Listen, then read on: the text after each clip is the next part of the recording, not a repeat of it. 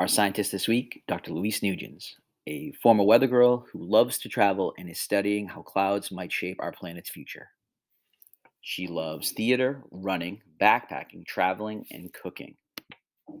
She wants to know what shapes clouds, what role do they play in our weather and climate. She studies atmospheric science. Atmospheric scientists study the forces that drive the Earth's weather, climate, and other aspects of the atmosphere. Dr. Nugent spends part of her time working in the field where she uses planes, satellites, and other technology to take measurements of clouds. She spends the rest of her time creating models on computers in her lab and sharing her work with others. Clouds play a very important but not well understood role in regulating weather systems and climate change. Dr. Nugent studies how clouds form, behave, and interact with aspects of the atmosphere, like sunlight and wind. In recent years, her work has become more important to our understanding of changes in the climate, so she spends time working with others to help address these issues.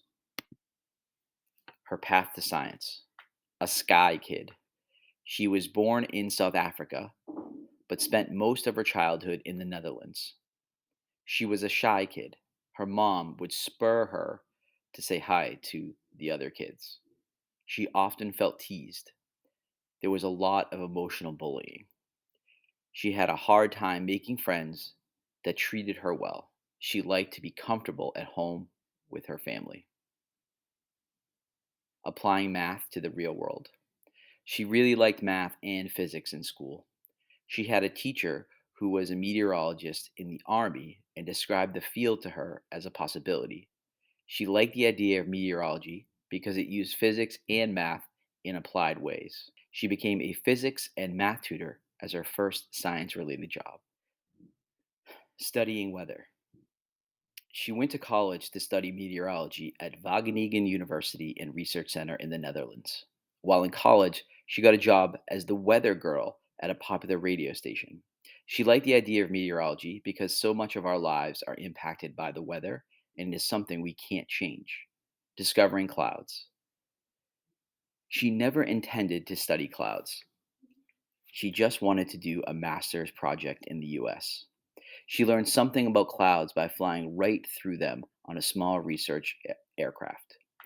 She ended up sticking with it and deciding to make clouds her specialty because she enjoyed that research so much and found them very interesting. She never thought they would become as important as they did.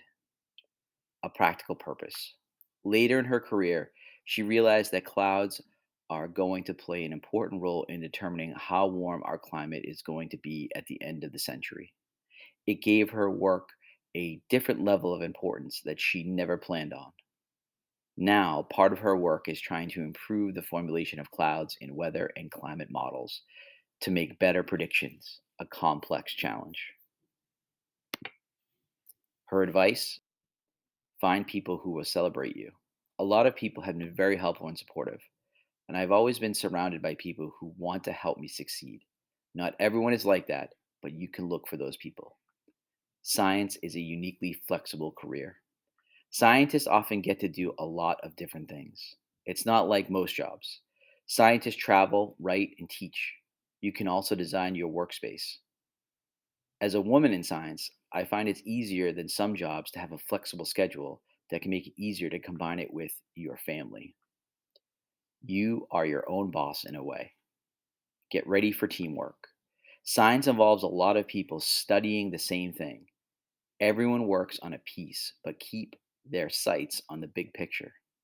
It's really important to incorporate teamwork and interaction into the process. If you want to move science forward, you have to have other scientists understand what you're doing and be willing to work with others.